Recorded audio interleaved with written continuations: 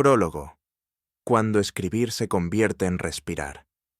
Y hay historias que no se escriben para ser leídas, sino para poder seguir respirando. Esta es una de ellas.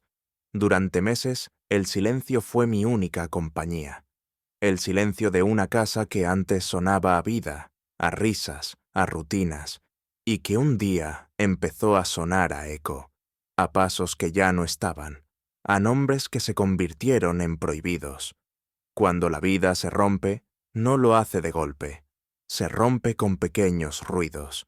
Una palabra, una mirada, una puerta que ya no se abre igual.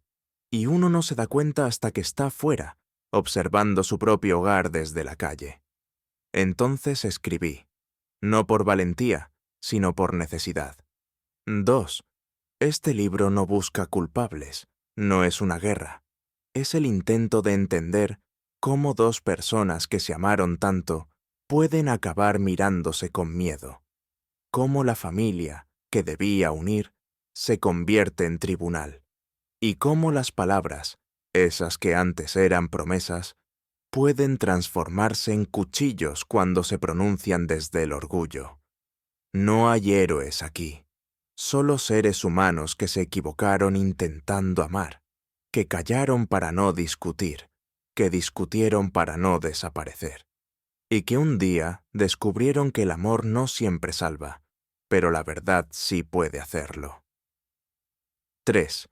A quienes lean estas páginas, les pido solo una cosa: no juzguen, comprendan.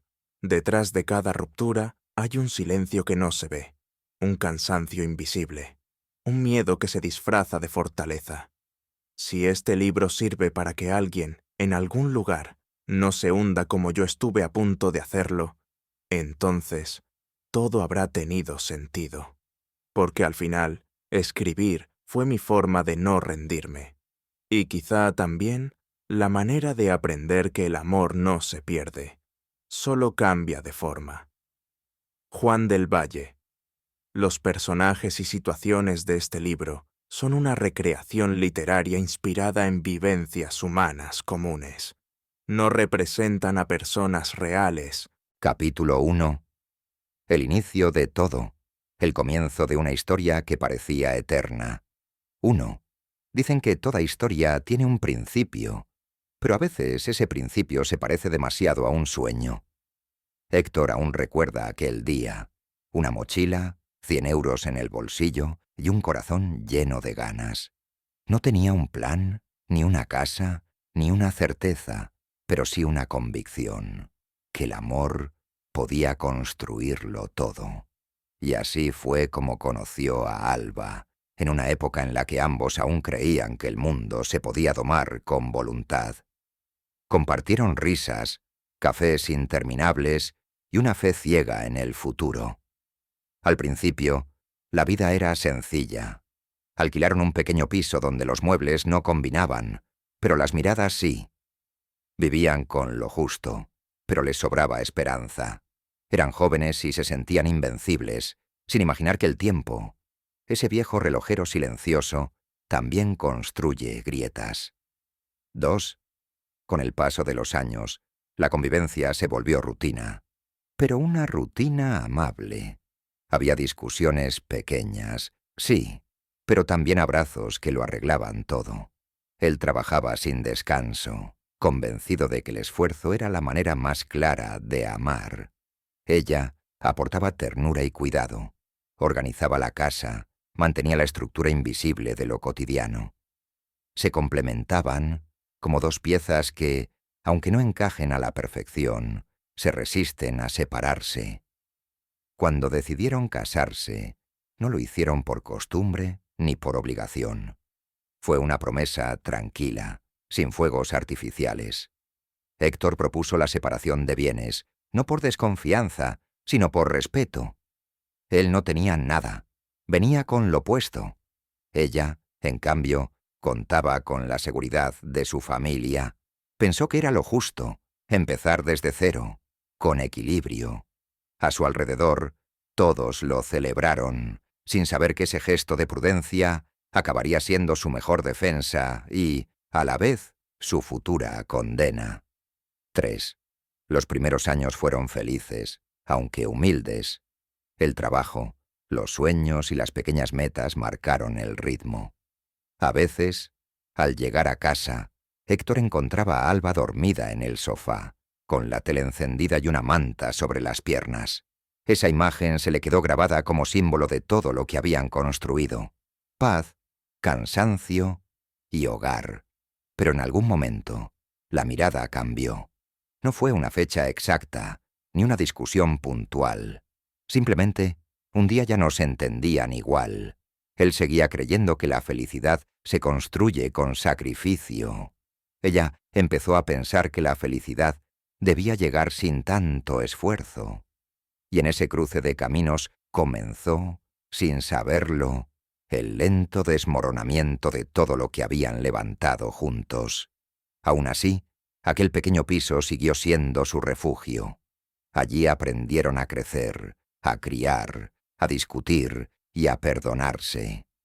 Nadie imaginaba que años después, ese mismo lugar que los vio unirse sería también el escenario de su guerra más silenciosa.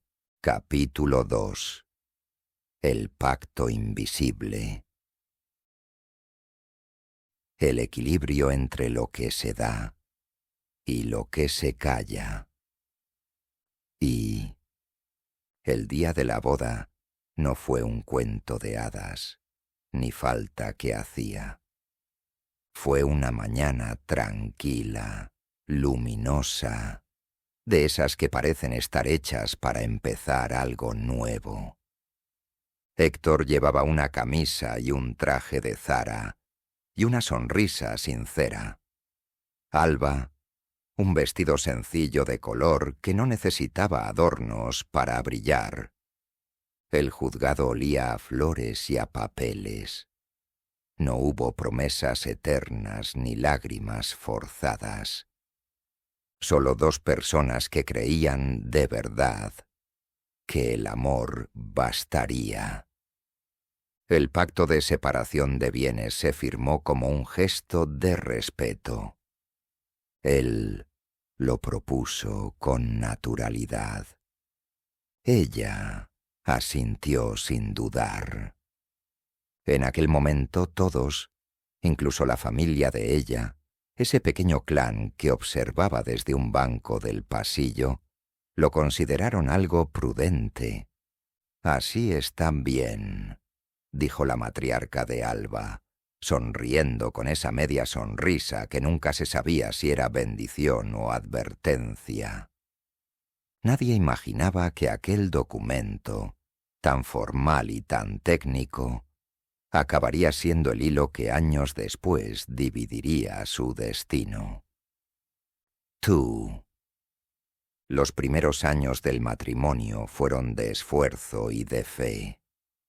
Héctor había aprendido a reinventarse. Sirvió mesas, enseñó a otros, manejó números y al final descubrió que su lugar estaba en construir algo propio. Siempre buscó lo mismo: equilibrio, propósito y un modo de sentirse útil.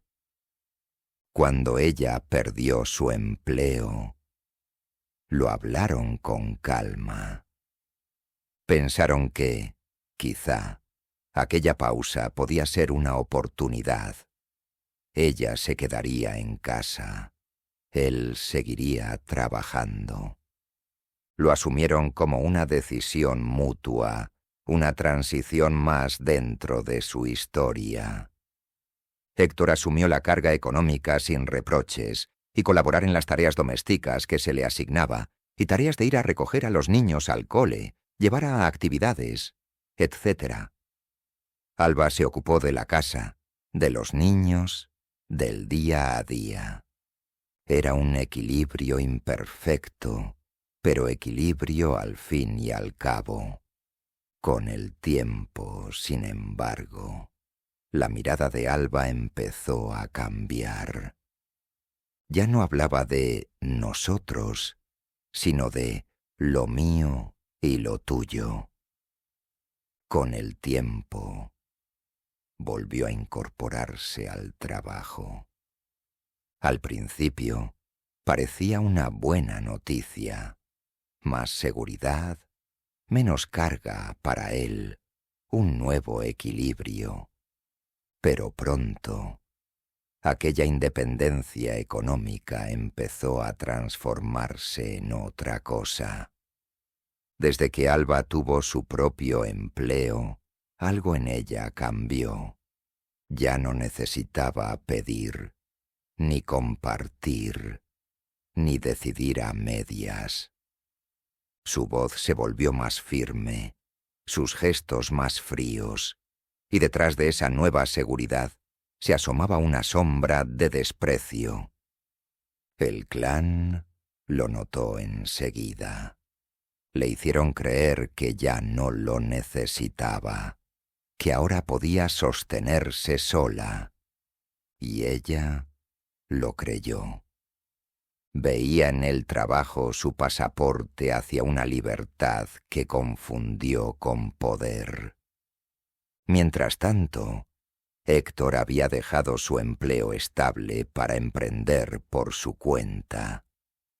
Lo hizo con ilusión, no con soberbia, convencido de que aún podía construir algo propio. Pero para ellos, para ella, aquello fue una locura. «Eso no le va a funcionar», decían. Y Alba empezó a repetirlo también, como si la voz del clan ya hablara por su boca. Fue entonces cuando se borró la memoria de todo lo que él había sostenido durante años. Ella lo resumió en una frase: «Lo pasado, pasado está. Ahora trabajo yo y tú». Ese tú, dicho con distancia, fue el principio del fin. Pequeños gestos, una cuenta que se abre aparte, una conversación que evita, un silencio que pesa más que una queja. Héctor no quería verlo. Se decía que era cansancio, que era normal, que todo matrimonio tiene altibajos. Pero había algo más, una distancia nueva, un frío invisible que se colaba en los gestos cotidianos. 3. En el fondo, la verdadera ruptura no empezó con un grito. Empezó con un susurro, con esas frases que parecen inofensivas, pero van calando despacio. Tú siempre haces lo que quieres. Tú no escuchas. Tú solo piensas en ti. Y detrás de esas frases estaba la voz de fondo del clan, la voz que no se oye, pero dirige. Con el tiempo, Héctor empezó a sentir que alrededor de Alba existía una fuerza familiar que opinaba sobre todo. No hacía falta que nadie diera una orden explícita.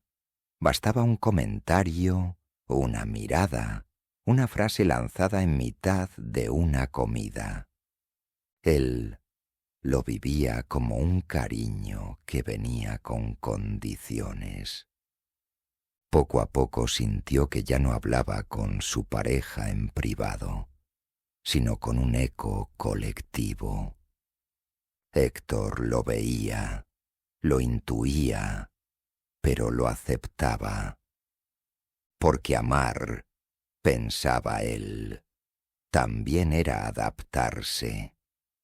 Lo que no supo ver a tiempo fue que aquel clan funcionaba como una red invisible. Todo se decidía ahí. Las opiniones, los juicios, los silencios. Y sin darse cuenta, su matrimonio fue dejándose llevar por ese flujo constante de control, disfrazado de cariño. Alba dejó de escucharlo y empezó a oír solo a los suyos. Y Héctor Como tantos hombres que aman sin sospechar, siguió creyendo que aún podía reconducirlo todo con paciencia.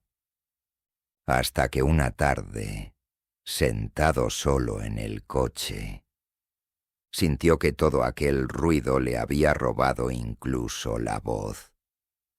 Encendió la radio y sonó una canción conocida.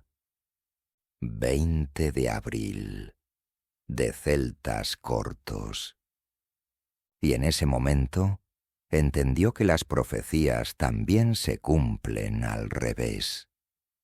No era él quien se había alejado, era ella quien había aprendido a marcharse sin moverse. Pensó que, si aquella carta de la canción hubiera sido suya, tal vez habría empezado igual. Hola, ¿qué tal? Hace tiempo que no sé de ti. Y comprendió que a veces el amor no se rompe con una pelea, sino con la costumbre de no escucharse. Capítulo 3. El esfuerzo compartido. Cuando el amor empieza a pesar más de un lado que del otro. Y, con los años, el equilibrio se volvió costumbre. Ya no eran aquellos dos jóvenes que compartían sueños en un piso pequeño, sino una pareja adulta que había aprendido a sostener una familia entre rutinas, madrugones y silencios. Héctor trabajaba y traía el sueldo que mantenía los pilares del hogar y colaboraba en tareas domésticas, las compras, los niños, etc. Alba se encargaba de casi todo lo demás: la casa, los niños, las compras, las prisas de última hora. Era un reparto que no estaba escrito en ningún sitio, pero que funcionó durante mucho tiempo. Él no se veía como un héroe, ni ella como una víctima. Solo dos personas intentando llegar al final del mes, y al final del día con algo de cariño todavía en los ojos. Y lo conseguían. Había domingos en los que la risa de las niñas llenaba la casa de una luz que parecía eterna. Pero la rutina es un ladrón silencioso. Entra sin avisar y se lleva lo invisible. Con el paso de los años el amor empezó a mezclarse con cansancio y la comprensión con reproches. No eran grandes peleas. Eran más bien decisiones que ella tomaba sin contar con él.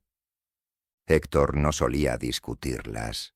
Prefería callar antes que gastar energía en explicar algo que ella nunca iba a entender. A veces, la paz era solo eso: ceder a tiempo para no perder más. Eran pequeñas grietas que se abrían en medio de la normalidad. Con el paso de los años, Héctor empezó a notar que vivía con alguien que siempre iba del punto A al punto B, sin mirar a los lados. Lo entendió tarde, cuando ya todo estaba en marcha. Alba, la madre de sus hijas, siempre había sido la niña del clan. Criada entre cuidados y certezas, aprendió pronto que el mundo se adaptaba a sus decisiones. No necesitaba escuchar, solo avanzar. Construyó una familia a su medida, un hogar donde cada gesto debía responder a su modelo de perfección. Y cuando todo estuvo en su sitio, los hijos mayores, el trabajo estable, la vida aparente, decidió prescindir de quien no encajaba ya en ese retrato. Lo hizo con la naturalidad de quien cambia de escenario, no de vida, como si todo lo anterior hubiera sido un ensayo. Héctor, en cambio, venía de otro mundo, de una casa humilde, de padres trabajadores. No eran perfectos, pero eran su familia, de los que no heredan dinero, sino pagan facturas. Aprendió que las cosas cuestan, que el esfuerzo pesa, que las metas se ganan. Nunca fue un niño de papá ni de mamá. Fue un chico que se fue de casa con 100 euros y una mochila, y que levantó su camino sin red, porque él sí creía en sus posibilidades. Por eso la distancia entre ambos no era solo emocional, era moral. Ella contaba con un clan detrás, con un colchón que le permitiría decidir sin miedo. Él, en cambio, sabía que todo lo que hiciera tendría un precio, y que solo podría pagarlo con su trabajo, su tiempo y su salud. Alba no soportaba esa diferencia. En su cabeza quien se caía era débil, y quien no obedecía, enemigo. Ella siempre llevaba esa sonrisa en la cara, esa que parecía amable, pero escondía algo más. A él a veces no le gustaba, no por la sonrisa en sí, sino por la forma en que la usaba, por cómo gestionaba todo desde dentro del clan. Para ella, la vida era un trayecto limpio entre el punto A y el punto B. Si en el camino alguien quedaba herido, la culpa no era suya. Era del que se había cruzado. Así trató a Héctor, como un obstáculo que debía apartar para llegar a su siguiente destino. Y lo más triste de todo era que ni siquiera lo hacía por maldad, sino por costumbre. Nadie le enseñó a mirar más allá de sí misma. Tú. Alba había dejado de trabajar cuando la empresa en la que estaba cerró, y aquella pausa se alargó más de lo previsto. Pasaron casi más de 6 a 10 años en los que se dedicó por completo a la casa y a los hijas. Fue ella quien propuso no llevarlas a la guardería. «Mejor las cuido yo», dijo entonces. «Nadie las cuidará como una madre». Héctor estuvo de acuerdo. Le pareció lo más natural. «Ya volverás a trabajar cuando se pueda o cuando quieras», le dijo. No imaginaba que, con los años, aquella decisión se transformaría en un argumento en su contra. Cuando Alba volvió al mundo laboral, lo hizo con fuerza. Encadenó varios empleos precarios o por horas o semanas, y en 2020 consiguió uno estable. Desde entonces, su tono cambió. Hablaba con una seguridad nueva, casi desafiante, como si ya no necesitara mirar atrás. A veces, en las discusiones, le recordaba todo lo que había hecho durante los años en casa. «Yo cuidé de las niñas mientras tú solo trabajabas». Héctor nunca le echó en cara sus propias horas, ni su cansancio, ni el esfuerzo que también había sostenido. Pero entendió que ella había guardado aquella historia como un crédito pendiente. Y lo justo, pensaba él, habría sido recordar el pacto original, que cada uno haría su parte, sin reproches. Durante más de una década, Héctor fue quien sostuvo casi todo el peso económico. No lo recordaba con orgullo, sino con serenidad. Nunca se lo echó en cara. Y cuando ella volvió al mundo laboral, él fue el primero en alegrarse. Pensó que eso devolvería equilibrio a la relación, pero no fue así. A medida que Alba recuperaba independencia, también cambió su forma de mirar a Héctor. Donde antes veía a un compañero, empezó a ver a alguien que no estaba a su altura. Ella hablaba de progreso, de nuevas metas, de un futuro distinto. Él hablaba de mantener la familia unida, de cuidar lo que habían construido. Esa diferencia de enfoque se convirtió en abismo. Y sin darse cuenta, dejaron de hablar el mismo idioma. Aún así, Héctor seguía colaborando. No era un hombre perfecto ni un trabajador incansable. Era alguien que intentaba equilibrar sus horas de oficina con las tareas del hogar, que ayudaba con las niñas, que cocinaba cuando podía o le dejaban, que hacía deporte los sábados y domingos para despejarse. Era un hombre que se esforzaba. Nada más, pero tampoco nada menos. 3. La ruptura empezó mucho antes de que nadie lo dijera en voz alta. Se rompió en los gestos, en las llamadas que ya no se devolvían, en los mensajes sin respuesta, en las cenas en silencio. Se rompió en la manera en que Alba empezó a escucharlo con una sonrisa que ya no era de ternura, sino de condescendencia. Héctor sentía que su esfuerzo se había vuelto invisible. No por falta de amor, sino por exceso de orgullo ajeno. Y cuando quiso darse cuenta, ya era tarde. Todo lo que había hecho, años de trabajo, estabilidad, colaboración, se había vuelto algo que nadie recordaba. Fue entonces cuando comprendió que no se trataba de dinero ni de horarios, sino de valor, de sentirse parte, de no tener que justificar a diario que él también había estado ahí, desde el principio, en cada pequeño logro familiar.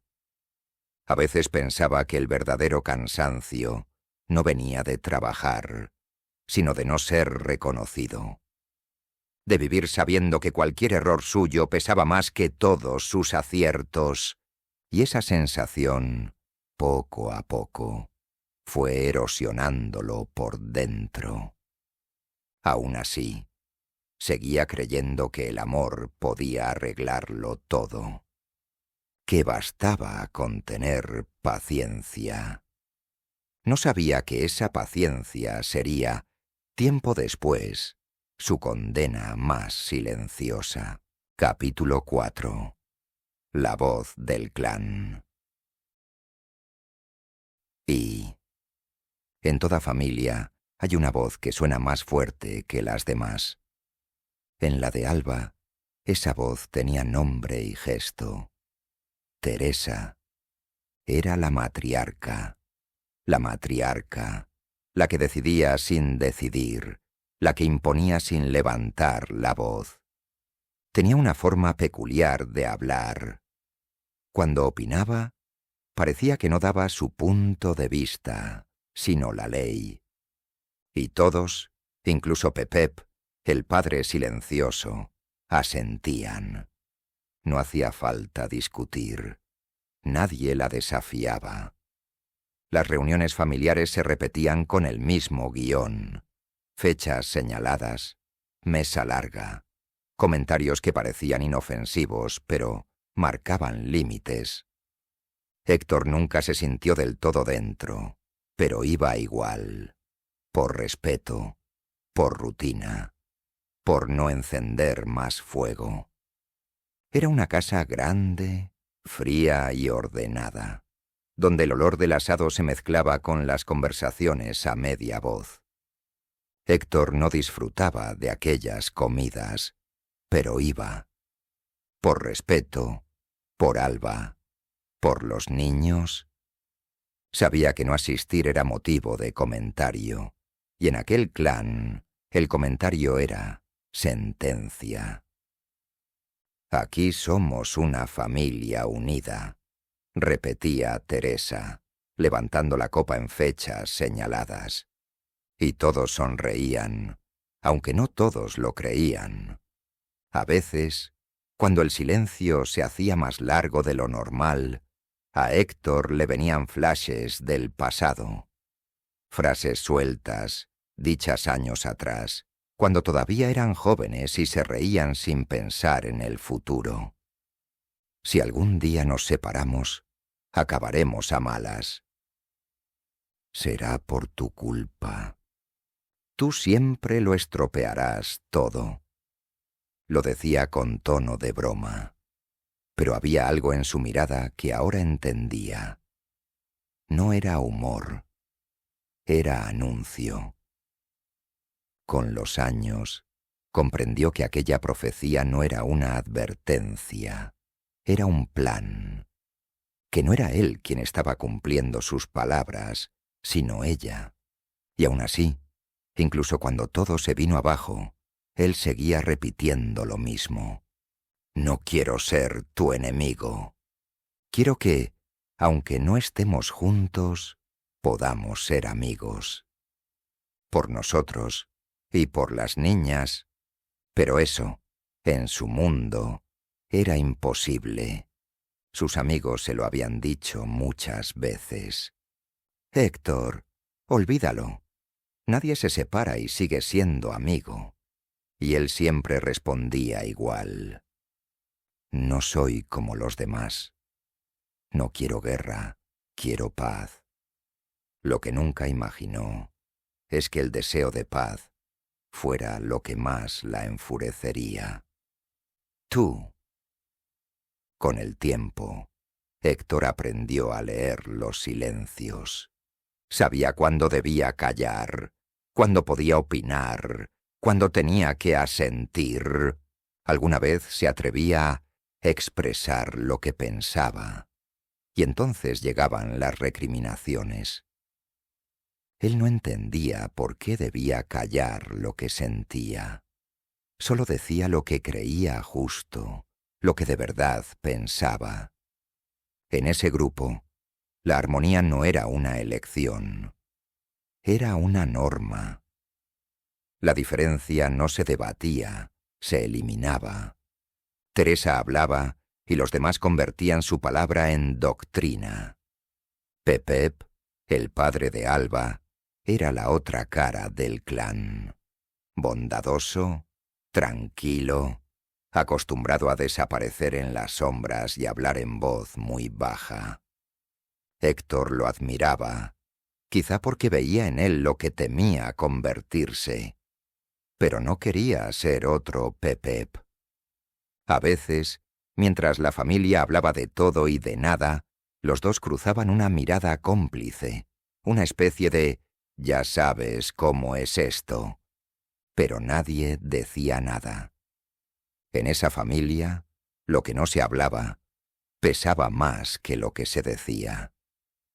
El clan se sostenía en la apariencia.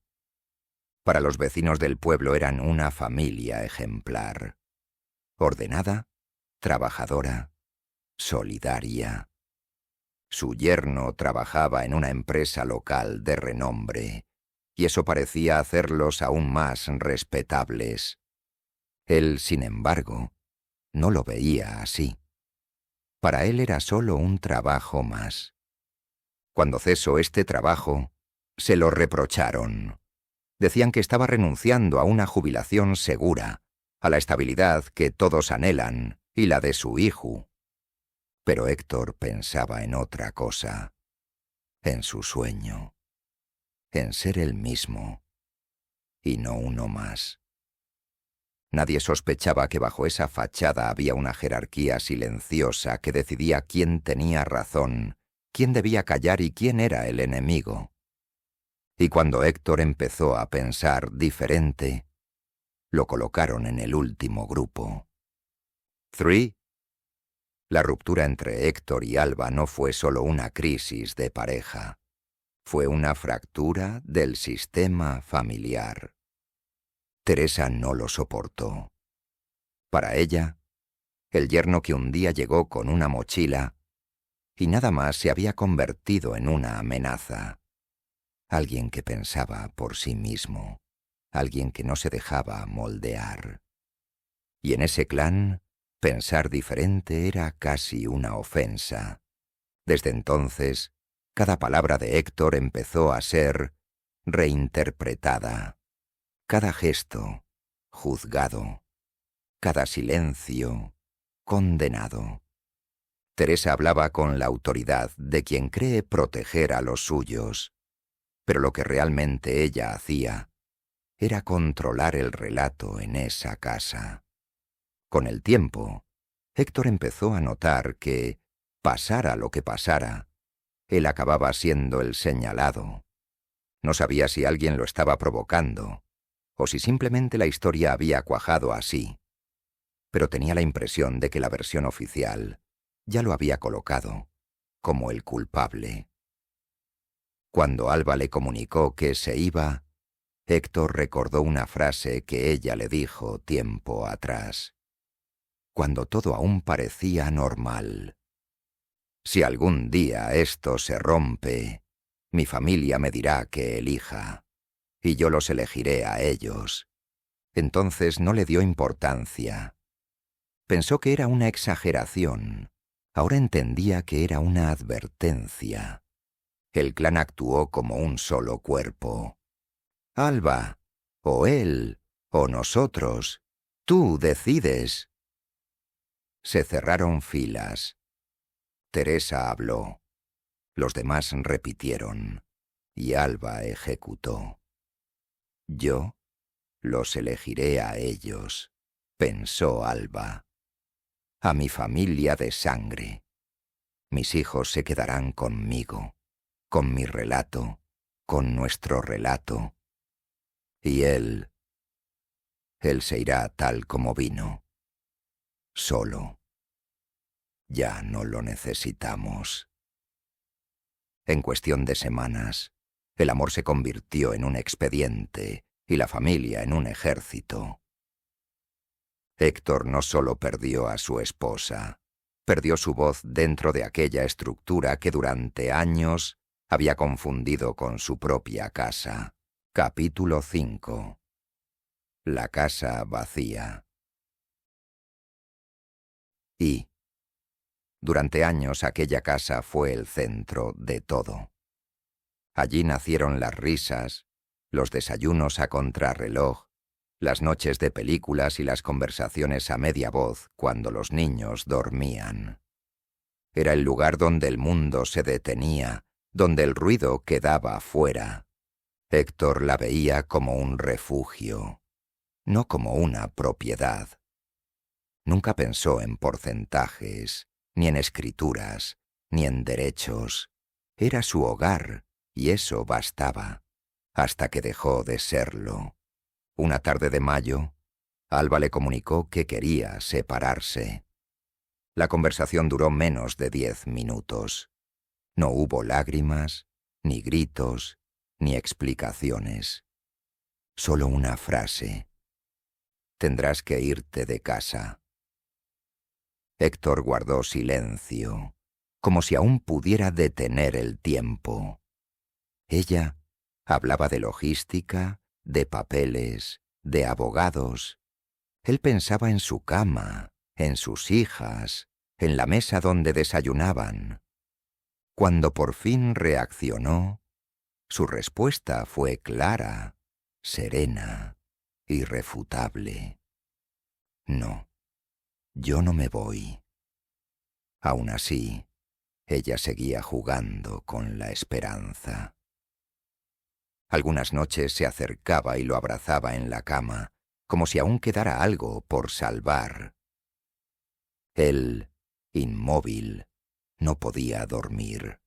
A veces lloraba en silencio, confundido entre la ternura y la trampa. Ella sabía lo que hacía. Buscaba que él creyera que todo iría bien, que el amor aún podía arreglarlo todo. Y lo consiguió. Pero los días siguientes se hicieron insoportables.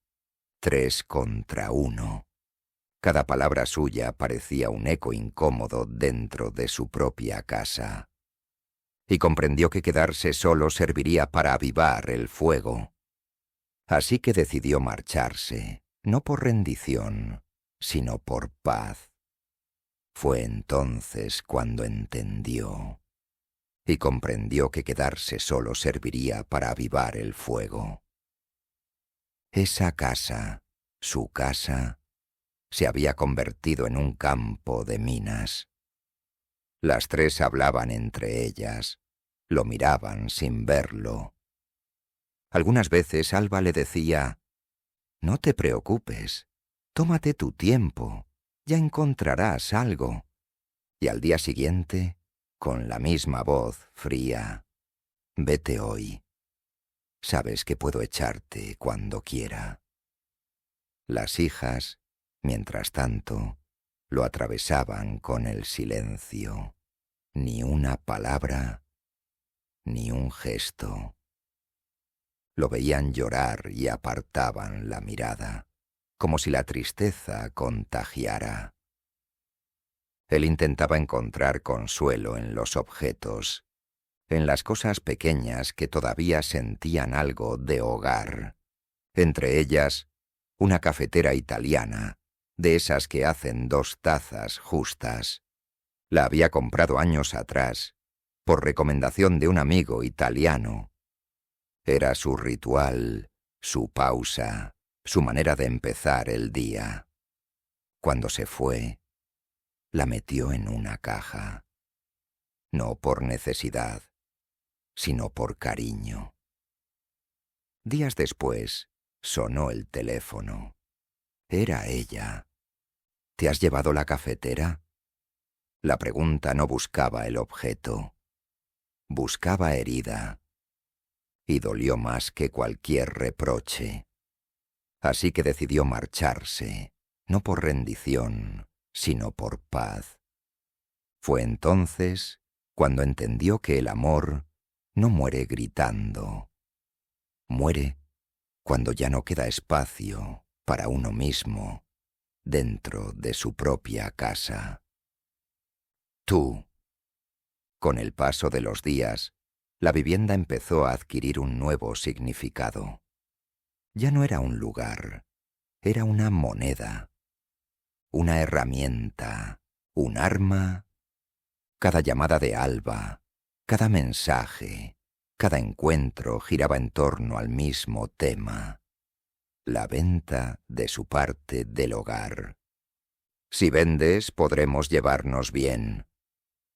Si vendes, los niños volverán a verte. Si vendes, todo será más fácil. Héctor empezó a vivir las conversaciones como una presión constante para rendirse. A veces sentía que el mensaje era: si renuncias a lo tuyo, todo volverá a estar en calma. La condición era simple: véndelo todo. Vete con las manos vacías, y entonces podrás volver los domingos como invitado. La familia perfecta tenía una cláusula oculta: que él dejara de existir como propietario. En el fondo, sentía que querían que volviera a irse como había llegado, con una mano delante y otra detrás. Para él, aquello no era paz, era desaparecer. Y entendió que decir que no era egoísmo, era supervivencia. Dash, dash, dash. Cuando las negociaciones de la separación ya estaban en marcha, casi a finales de septiembre, coincidieron una mañana en la playa. Él se acercó, con esa mezcla de nervios y esperanza que solo tiene quien aún confía en arreglar algo, y con aquella persona que compartió algo durante muchos años. Le pidió hablar unos minutos. No quería discutir, solo pedirle una cosa: que ayudara a que los niños volvieran a hablar con él, que mediara, que las animara a escribirle, que le cogieran el teléfono, que no las pusiera entre los dos, ya que él era su padre. Le recordó que estaba cumpliendo con todo: la pensión, los gastos extra, lo que hiciera falta, gastos de cambios de nombre de facturas de la luz, agua, etc. Son mis hijas, y tú lo sabes. No soy la persona que tu familia dice que soy, ni la que tú repites que soy. Soy yo. ¿Ya no lo recuerdas? Ella lo escuchó sin apenas mirarlo a la cara. Cuando terminó, solo dijo una frase, seca: como si le pesara pronunciarla. Tienes lo que te mereces. Y en ese momento, Héctor entendió que el amor que quedaba ya no era amor, era poder. A la pareja se la conoce en la separación, no por lo que dice, sino por lo que hace cuando siente que ya no puede mandar. Esa frase le quedó grabada. No era rencor lo que sintió, fue una especie de vértigo. Por primera vez comprendió que no estaba ante la mujer con la que compartió su vida, sino ante alguien que ahora necesitaba destruirlo para sentirse en paz. Dash, dash, dash. Pero él sabía que no era así. Sabía que esa casa era también fruto de su esfuerzo, de su trabajo, de sus noches sin dormir. Sabía que vender sería borrar su historia. Análisis. El clan, la identidad y la venganza. Hay dinámicas que no se ven hasta que uno las mira con distancia. En muchas rupturas, sobre todo cuando una de las partes mantiene lazos afectivos muy fuertes con su familia de origen, aparecen tres fuerzas que se entrelazan. La fusión identitaria. La persona no terminó de separarse emocionalmente de su clan. El resentimiento acumulado, heridas no verbalizadas, que se convierten en expectativa de desquite, y la validación grupal, cuando la familia apoya y amplifica una versión única de los hechos. En ese cruce, una vivienda deja de ser un techo y pasa a ser símbolo y palanca. No es solo ladrillo, es poder, relato y posibilidad de castigo o recompensa. Cuando alguien usa la casa como moneda emocional, si cedes, todo volverá. Lo que está haciendo es transformar una relación en una negociación de supervivencia. Y eso hiere a todas las partes, porque empobrece el lenguaje del afecto. Ya no hay diálogo, solo condiciones. Qué triste resulta ver cómo una familia entera puede romperse no por falta de amor, sino por exceso de codicia o por la necesidad de tener la razón. Cuando una persona convierte sus deseos en ley y decide que solo cuenta lo que ella cree justo, ya no busca convivir, sino vencer. Y en ese intento por conservar lo suyo, termina perdiendo lo esencial. Termina perdiendo lo esencial, la familia que decía proteger. Contar esto en voz alta no es justificar ni condenar. Es describir un patrón. Personas heridas, alineadas por lealtades externas, pueden actuar desde el miedo y la estrategia más que desde la empatía. Para quien vive la expulsión, el que queda fuera del relato, reconocer este mecanismo ayuda. Deja de ser asunto personal para ser un fenómeno social y relacional que se puede nombrar, entender y con tiempo y ayuda reparar o, al menos, contener. 3. Sus hijos, atrapados entre versiones, aprendieron a repetir el guión. Ya no llamaban para preguntar cómo estaba, solo para recordarle lo que debía hacer. Papá, si cambias de actitud, todo mejorará. Papá, si vendes, mamá estará tranquila. Papá, si cedes, podremos volver a ser una familia. Héctor no respondía con rabia. Le dolía más el tono que las palabras. Eran frases que no nacían de ellas, sino de la voz que las guiaba. Esa voz del clan que lo había borrado de las sobremesas, de los mensajes, de las fotografías. Él no quería guerra, solo justicia. No buscaba quedarse con más, sino con lo suyo. Y en esa resistencia, silenciosa pero firme, empezó a recuperar algo que creía perdido: su dignidad. Una noche, de regreso a su nuevo piso, miró las llaves de la casa que ya no era su casa. Las giró en la mano, sin saber si guardarlas o tirarlas. Eran pequeñas, frías, metálicas, símbolos de un hogar que ya no existía. Pensó en devolvérselas, pero no lo hizo, porque sabía que esas llaves eran más que metal. Eran la última prueba de que, al menos una vez, había tenido un lugar donde todo empezó siendo amor. Fue entonces cuando entendió que Alba no solo quería quedarse con la casa, sino también con el relato. Y en ese relato ya no había sitio para la palabra padre. Ella misma había decidido ser juez y verdugo, dictando la sentencia más cruel: la desaparición del vínculo. Capítulo 6. El silencio de los hijas. Y hay palabras que hieren, pero el silencio duele más. Héctor nunca imaginó que el silencio de sus hijas sería tan pesado. Al principio, pensó que era cuestión de tiempo, que el enfado pasaría, que las llamadas volverían. Pero los días se hicieron semanas, las semanas meses, y lo único que llegaba era el eco de su propia voz en los mensajes que nadie contestaba. Escribía con cuidado, sin reproches.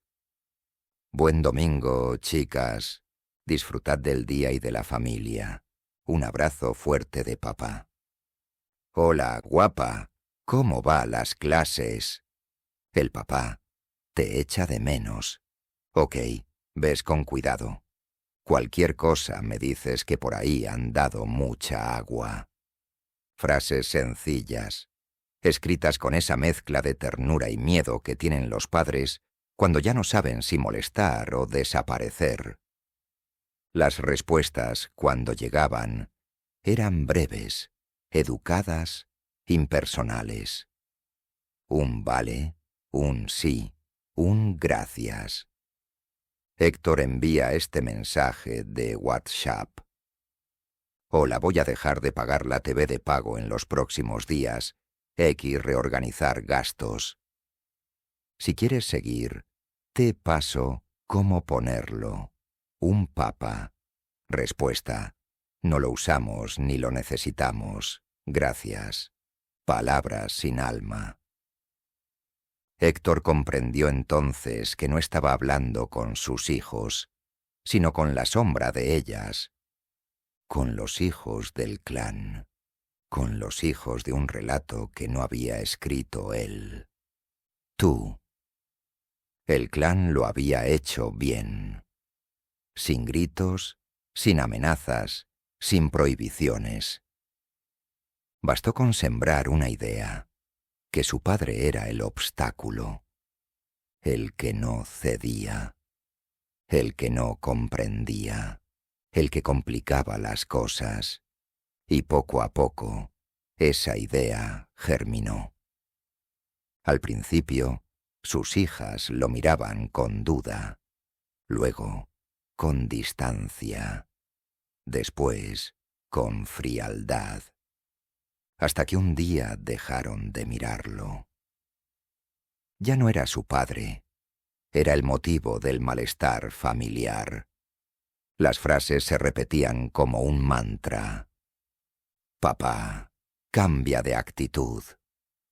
Papá, tienes que entender a mamá. Papá, si vendes, todo será más fácil. No eran palabras suyas. Él lo sabía. Eran frases prestadas, escritas por otra voz, pronunciadas por bocas inocentes. Pero dolían igual, quizás más. Una ruptura es cosa de dos adultos. Usar a los hijos como escudo es una forma de violencia emocional que deja heridas duraderas y puede quebrar la salud mental de quien las sufre. 3. Héctor comenzó a darse cuenta de que su relación con ellas se había convertido en una especie de examen. Cada palabra era evaluada, cada gesto interpretado, cada silencio condenado. Si mostraba dolor, era débil. Si mostraba calma, era frío. Si defendía su derecho, era egoísta. Nada encajaba, porque el guión ya estaba escrito, y él no tenía papel en esa obra. A veces pensaba en llamarlas, otras en desaparecer unos días para ver si alguien notaba su ausencia. Nunca lo hizo. Sabía que su amor no necesitaba pruebas, y sobre todo sabía que rendirse sería darle la razón al relato del clan. Una noche, mientras revisaba los mensajes sin respuesta, escribió uno más. No lo envió. Solo lo dejó en la pantalla, como un suspiro que no se atreve a salir. No quiero que elijáis entre mamá y yo. Solo quiero que recordéis quién fui antes de que os contaran quién soy. Cerró el teléfono y se quedó en silencio. Porque a veces el único modo de resistir es aprender a convivir con la ausencia, sin dejar que te devore. Capítulo 7. La mente que se rompe despacio. Y nadie sabe el momento exacto en que la mente empieza a resquebrajarse. No hay un ruido, ni una grieta visible, ni un aviso, solo un cansancio que se instala y no se va. Un pensamiento que no deja de dar vueltas. Una sensación constante de estar a punto de caer. Héctor lo notó cuando dejó de dormir bien. Las noches se le hacían interminables. El reloj del pasillo marcaba cada minuto como si lo acusara. Al principio creyó que era tristeza. Luego pensó que era ansiedad. Pero era otra cosa. Era la suma de muchas cosas. La culpa, la rabia, el abandono, la sensación de haber sido sustituido por un relato donde él ya no existía. Durante semanas intentó resistir solo.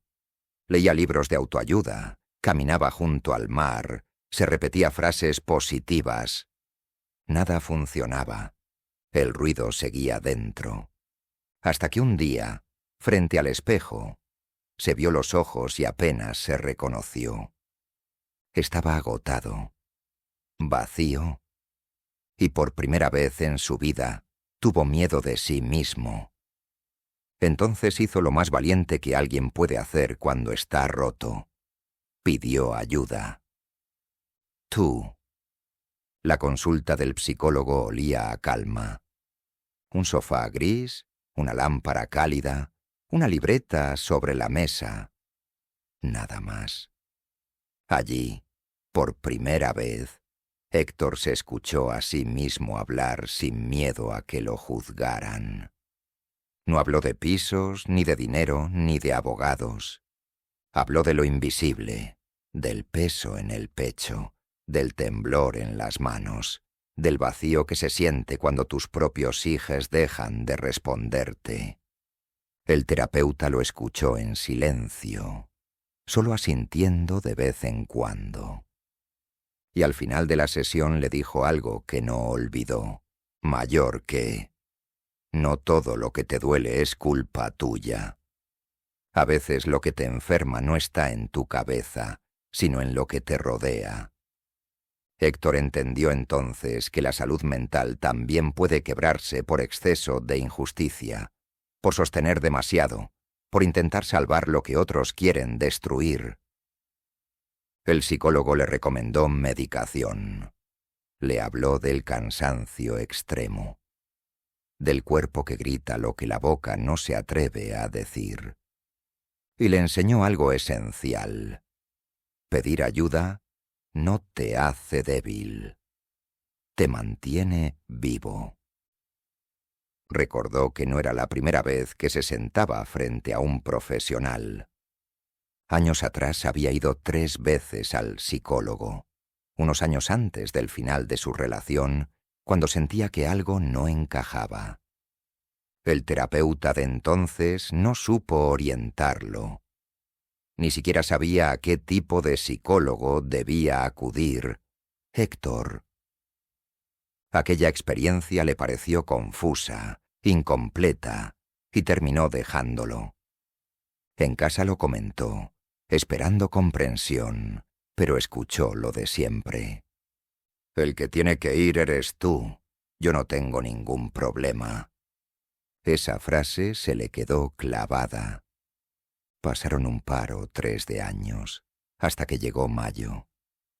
Cuando ella le comunicó la separación, su cuerpo reaccionó antes que su mente.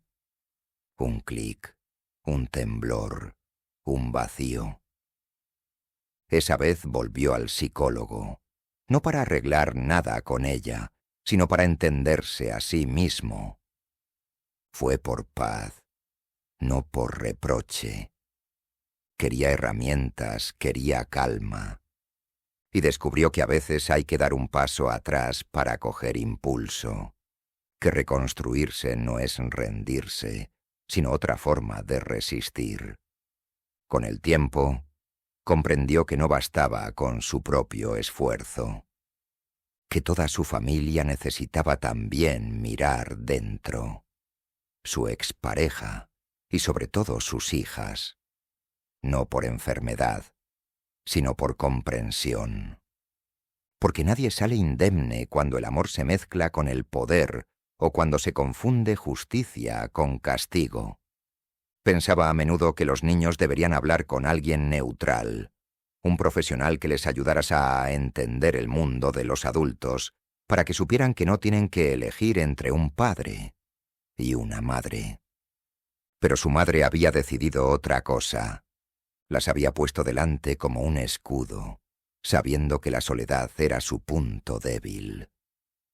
Y fue ahí, en esa herida invisible, donde más dolía.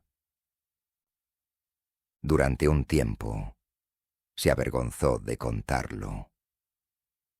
Pero con los días, comprendió que callar era peor. Empezó a hablar. Con el terapeuta, con el psiquiatra, con Marcos.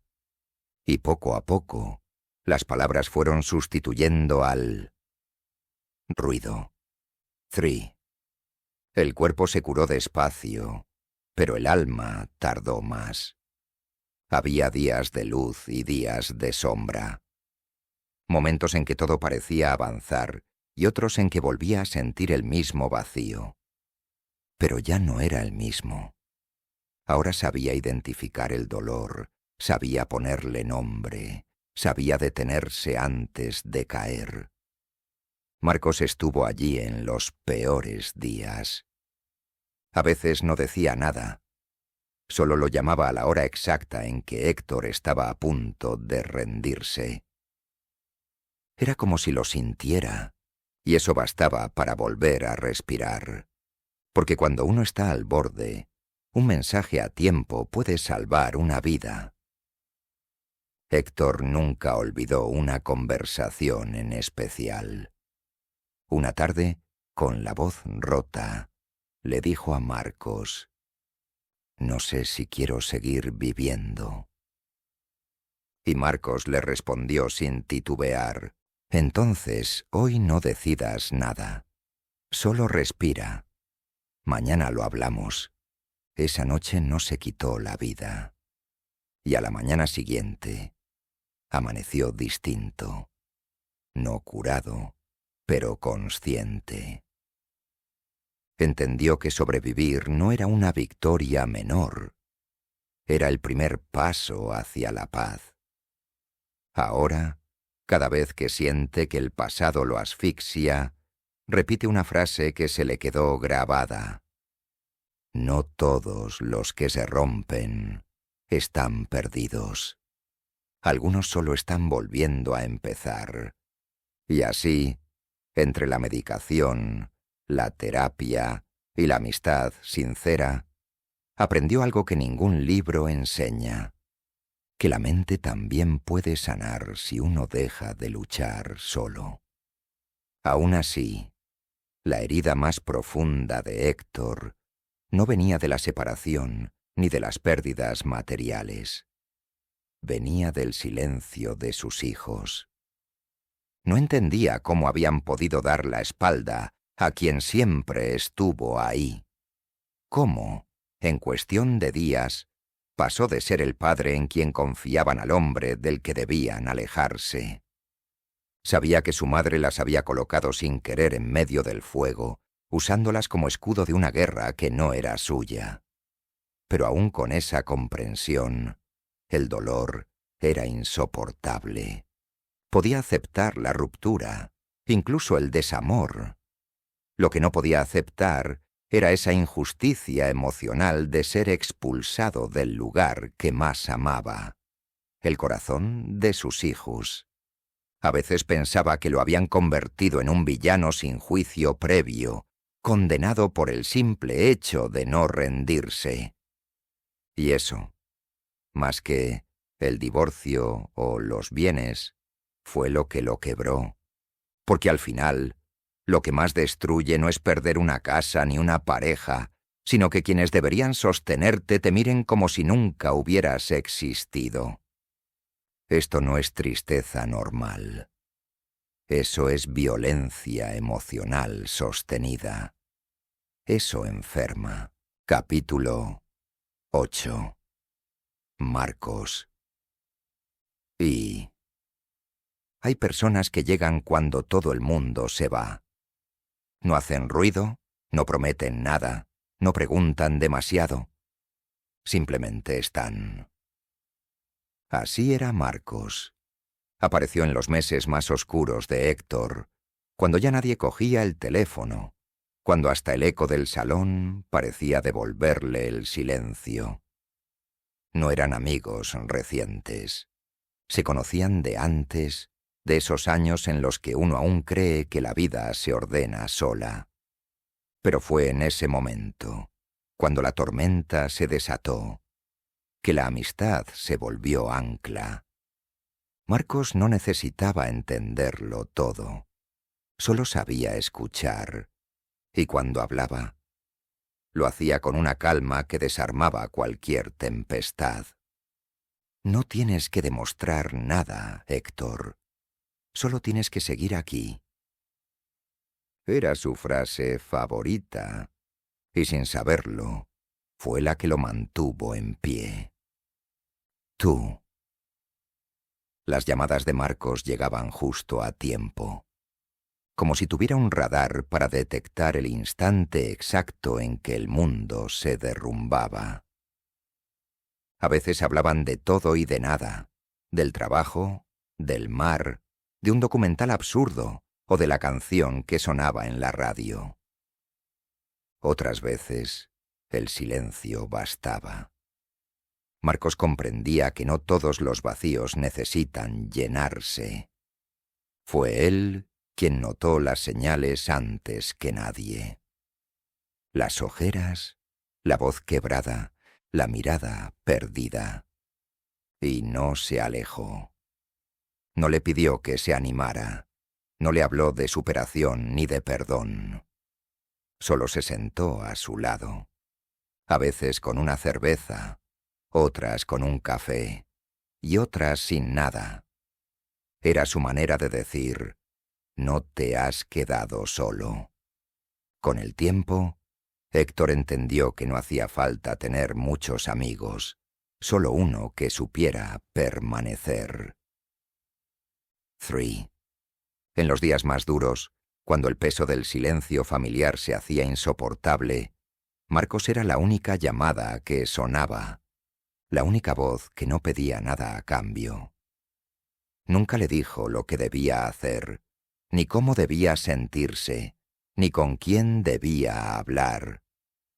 No lo juzgó cuando lloraba, ni cuando callaba, ni cuando dudaba de todo. Marcos era, simplemente, presencia. esa presencia que salva sin necesidad de prometer. Una tarde, después de una conversación especialmente dura con Alba, Héctor pensó en desaparecer unos días. Apagar el teléfono, irse sin avisar, pero justo entonces sonó el móvil. Era Marcos, ni una palabra. Solo un ¿dónde estás? Esa pregunta, sencilla y humana, bastó para detenerlo. Desde ese día, Héctor comprendió que no todos los héroes llevan capa. Algunos solo escuchan, y que a veces la familia no siempre es la que comparte tu apellido, sino la que se queda cuando todo el resto se va. Capítulo 9. El precio del silencio. Y el silencio tiene un precio, y Héctor lo estaba pagando. No el silencio de los demás, sino el suyo propio. Años de callar para no discutir, de ceder para no perder, de tragarse las palabras para mantener la paz.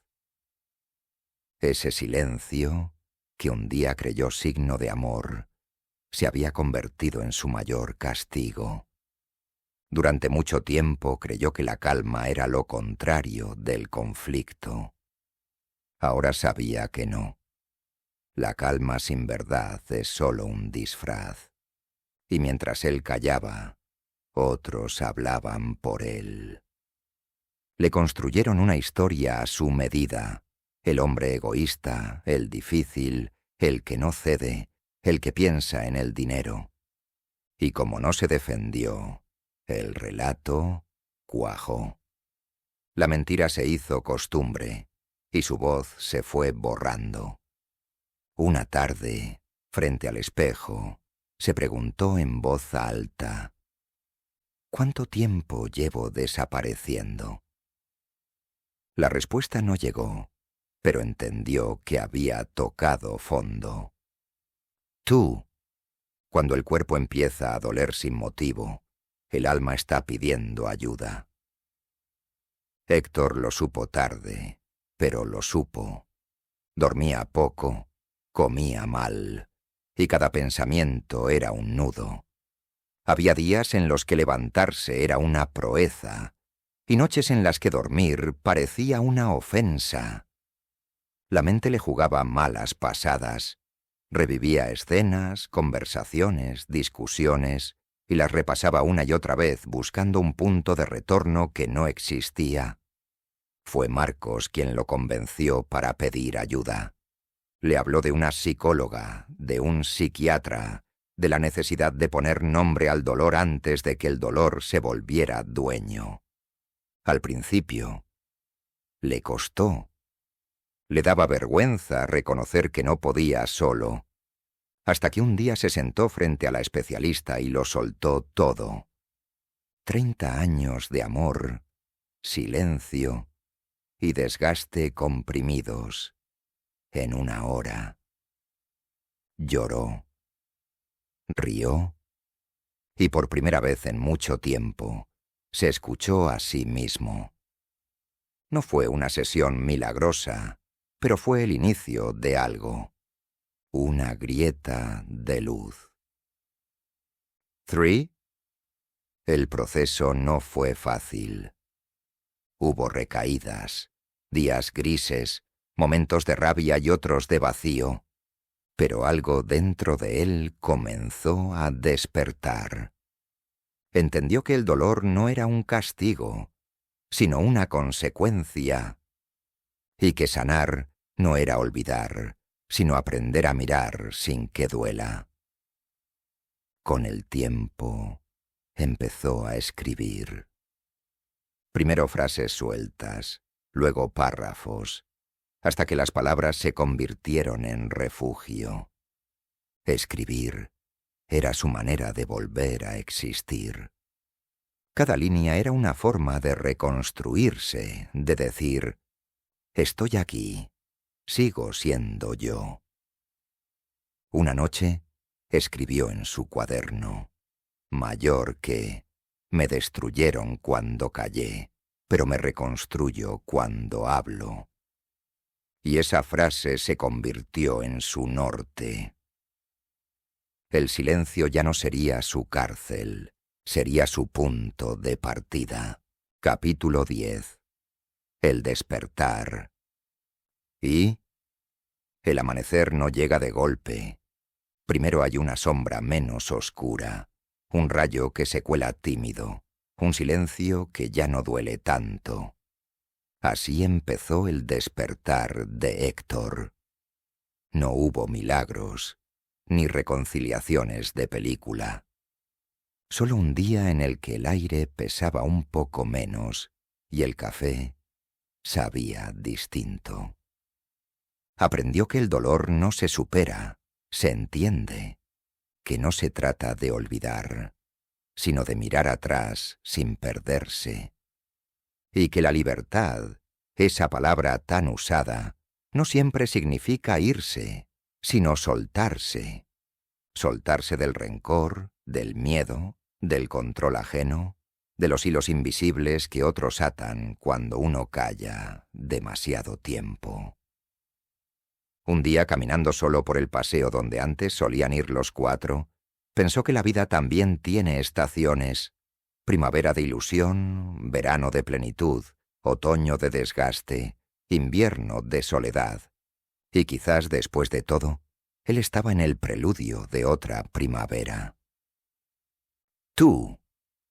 Marcos seguía ahí, como siempre. La psicóloga también. Y el cuaderno, cada vez más lleno, era ahora su refugio. Allí había frases, confesiones, reproches y, sobre todo, verdades. Verdades que nunca se había atrevido a decir en voz alta. Verdades que, poco a poco, lo estaban curando. Una tarde, escribió: mayor que he perdido una familia, pero he encontrado una voz. Y con ella, quizás, un propósito, porque ya no buscaba venganza, ni comprensión, ni siquiera justicia. Solo quería paz. Esa paz que no depende de los demás, sino de mirar al espejo sin reproches. Entendió que su historia no era solo una historia de ruptura, sino también una advertencia para otros, para los que callan demasiado, para los que se pierden intentando agradar, para los que confunden amor con rendición. Héctor entendió algo más tarde de lo que habría gustado. No fue solo una ruptura de pareja, fue un desalojo emocional organizado. Había una estrategia, y él había sido la pieza sacrificable. Fue una operación de borrarlo. 3.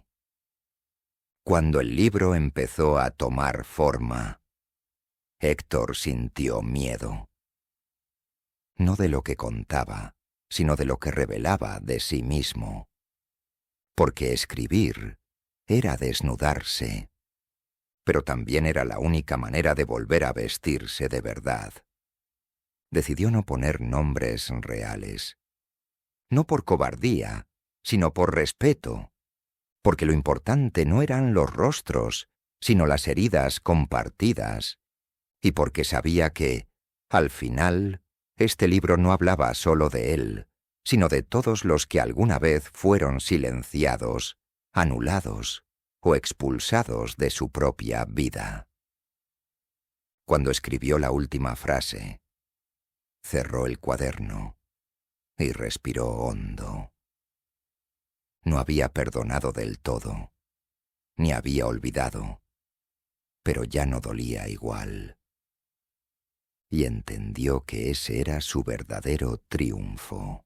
No soy el mismo que entró en la tormenta, pero sigo siendo yo. Y eso, después de todo, es suficiente. Fin del primer libro. El despertar. La historia continúa, porque algunas heridas necesitan una segunda parte para cicatrizar del todo. Epílogo. Cuando la calma duele menos. Si has llegado hasta aquí, gracias. Gracias por acompañarme en este viaje que no quise vivir, pero que me tocó recorrer. No sé en qué punto estás tú ahora. Si al principio del dolor, si en medio del ruido, o si ya asoma la calma. Solo sé que si estás leyendo estas líneas, es porque algo dentro de ti también ha querido entender, sanar o simplemente no sentirse tan solo. Si te reconoces en estas páginas, no lo lleves en silencio. Pide ayuda. Que no te dé vergüenza decir, no puedo solo. Eso no te hace débil. Eso te mantiene en vivo. Hay finales que no cierran. Solo descansan, como una herida que deja de sangrar, pero aún escuece cuando cambia el tiempo. Así terminó esta etapa para Héctor. Sin fuegos artificiales, sin reconciliaciones, sin aplausos, solo con silencio. Un silencio distinto, limpio, que ya no era castigo, sino punto, y seguido. Durante meses buscó respuestas, justicia, comprensión. Ahora entendía que no siempre las hay, que a veces lo único que se puede hacer es aceptar. Aceptar que el amor no basta, que la familia no siempre une, que la verdad no siempre gana. Aceptar que hay guerras que uno no elige, pero que igual dejan cicatrices. El piso seguía ahí, como símbolo y como herida. Sus hijos también. Lejos, pero presentes. Y aunque dolía, ya no era el mismo dolor. Era una especie de nostalgia sin rabia, de ausencia sin odio. Una tarde cualquiera, volvió a caminar por la orilla del mar. El viento le azotaba la cara, pero no le molestaba. Cerró los ojos, respiró hondo y pensó que tal vez, al final, sobrevivir también es una forma de vencer. Marcos le había dicho una vez, no todos los que se pierden están rotos. Algunos solo están buscando un nuevo camino. Y sí, quizás eso era. No el final, sino el comienzo de algo que todavía no sabía nombrar. Porque el despertar no siempre es una meta. A veces es solo el momento en que uno abre los ojos y decide seguir viviendo. Lo legal sigue abierto. Lo emocional también. Nada está resuelto del todo. Pero estoy aquí. Y por ahora, eso basta. Fin de la primera parte. El despertar. La historia continúa. Héctor. Nota del autor. Esta obra es una creación literaria, inspirada en experiencias humanas reales de pérdida y reconstrucción. Los personajes, lugares y situaciones han sido modificados con fines narrativos.